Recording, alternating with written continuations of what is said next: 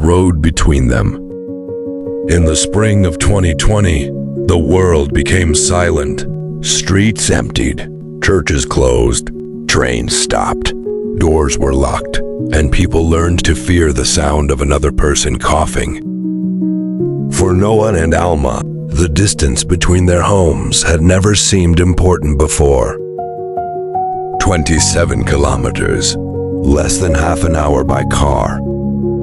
A simple road connecting two small towns. But when the lockdown began, those 27 kilometers became an ocean. Noah lived with his parents above their family bakery. Alma lived with her grandmother in a village surrounded by orchards and fields. They had been together for almost 3 years. Before the pandemic, Noah visited every Sunday. He would arrive carrying warm bread, and Alma would wait by the blue gate at the end of the road. He always pretended not to see her at first. She always pretended to be offended. Then she would run into his arms. It was their little ritual. But suddenly, there were no more Sundays. People were allowed to leave their homes only for essential reasons. Every journey required a signed declaration explaining exactly why they were outside and where they were going. Police checkpoints appeared on the roads. Fines were enormous. Fear was everywhere. At first, Noah and Alma spoke for hours on the phone. They ate dinner while watching each other through their screens. They watched the same films. They fell asleep with the call still connected. But days became weeks. Alma's smile began to change. She was tired. Her grandmother had a heart condition, and Alma was terrified of bringing the virus home. She disinfected every bag, every door handle, every coin. She barely slept. One night, Noah asked, "Are you all right?" "I'm fine," she whispered. He knew she was lying. Behind her, the lights were off. Her face was lit only by the phone. "I miss you," she finally said. "I miss you too." "No," she replied, her voice breaking. "I don't mean normally. I mean it hurts. I wake up, and for 1 second, I forget what happened.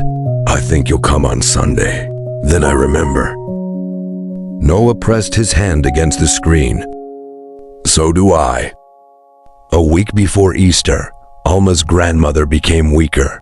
Her usual medicine was no longer available at the village pharmacy.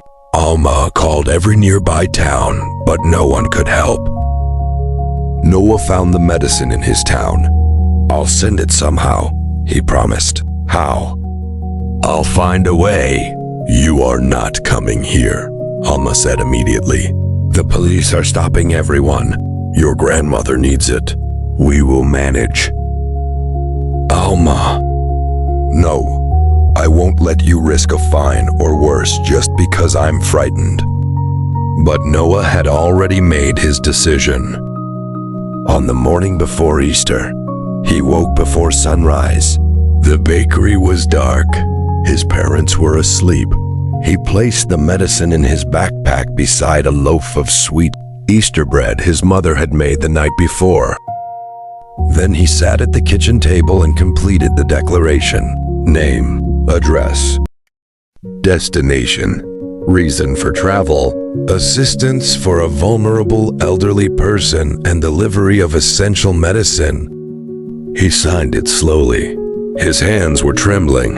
The reason was true, but it was not the whole truth. The whole truth was that he needed to know Alma was real. Not a face trapped behind glass. Not a voice inside a telephone. Real, waiting somewhere at the end of that forbidden road. He took his bicycle because there were almost no buses, and using the family car would wake his parents. The morning was cold. The towns he passed looked abandoned. Playground swings moved in the wind. Church bells rang to empty streets. Every few minutes, Noah imagined a police car appearing behind him. He imagined the questions, The fine, his parents' anger, being forced to turn back. But he kept pedaling. Halfway there, he heard an engine. A police car slowed beside him. Noah's heart stopped. The window opened. "Where are you going?" He handed over the declaration with shaking fingers. The officer read it. Then he looked at the backpack. "What is inside?" "Medicine and Easter bread." "For whom?" "For an elderly woman in river crossing." The officer studied him for a long moment. Noah was certain he could hear his own heartbeat echoing across the empty road. Finally, the officer returned the paper. "Go straight there. No unnecessary stops." "I will." And young man, Noah froze. The officer glanced at the Easter bread. "Make sure it reaches her while it's still fresh." Then the police car drove away. Noah stood there for several seconds, unable to move. After that, he pedaled faster than ever. When he finally reached Alma's village, he did not call her. He wanted to see whether she would somehow feel that he was near. He turned onto her street. The blue gate stood at the end of the road, and there she was. Alma was outside hanging a white sheet on the washing line. She looked up. For a moment, neither of them moved. Then the sheet slipped from her hands. "Noah?" He got off the bicycle. She took one step toward him, then stopped. They both remembered the rules, the danger, her grandmother. They stood several meters apart, staring at each other. Alma covered her mouth with both hands as tears filled her eyes. "You came?" "I brought the medicine." She laughed through her tears. "You cycled 27 kilometers for medicine?" "No," Noah said slowly. "I cycled 27 kilometers because I knew you both needed me." Alma cried harder. Every part of her wanted to run into his arms. But she stayed where she was. So did he. They could not touch. They could not kiss. They could not even stand close. Yet neither of them had ever felt more loved. Noah placed the backpack beside the gate and stepped away. Inside it, Alma found the medicine, the warm Easter bread, and a small folded note. She opened it with trembling hands. It read, "One day, this road will belong to us again. When that day comes, I will walk every step of it with you." Noah remained outside the gate for only 10 minutes. Before leaving, Alma pressed her palm against one side of the gate. He placed his palm against the other. "Next Easter," she whispered. "No gate. Next Easter," he promised. But life was not finished testing them. A month later, restrictions eased. They met again. They held each other for so long that people passing by began to stare. For a while, it seemed the nightmare was ending. Then, in winter, Alma became ill. At first, it was only a fever. Then she could not breathe. An ambulance took her to the hospital. Noah followed, but he was not allowed inside. For 9 days, he sat in his car outside the hospital. He slept there. He ate there. Every night, he looked at the windows, wondering which one belonged to her. Sometimes Alma called him. Sometimes she was too weak. On the 7th night, she whispered, "Noah, I'm scared." He closed his eyes. "So am I. What if I don't come home?" "You will. You don't know that." "No," he said, fighting to keep his voice steady. "But I know something else." "What?" "If you are lost anywhere in this world, behind any wall, any gate, any border, I will find the road to you." Alma began to cry. "You already did." The next morning, she was moved to intensive care. Noah heard nothing for almost 2 days. Those were the longest 2 days of his life. He wrote messages she could not read. He prayed even though he did not know whether anyone was listening. He promised everything. He would never complain again.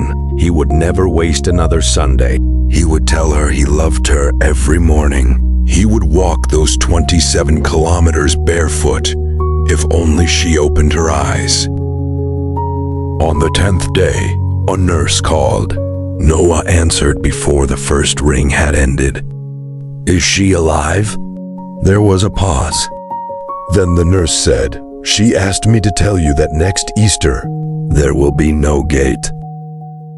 Alma came home 3 weeks later.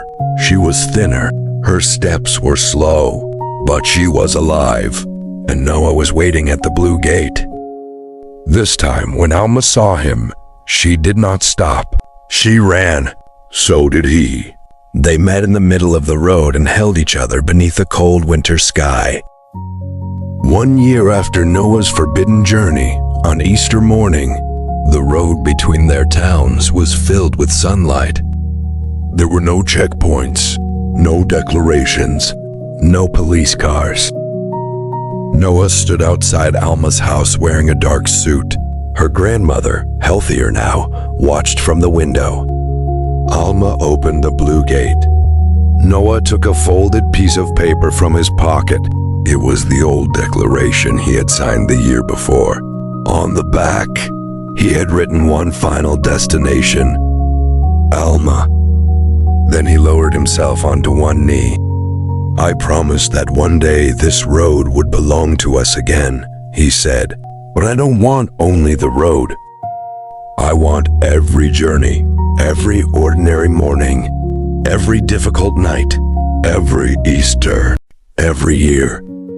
Alma was already crying. "Will you walk them with me?" She knelt in front of him, wrapped her arms around his neck, and whispered, "Yes." They married that autumn.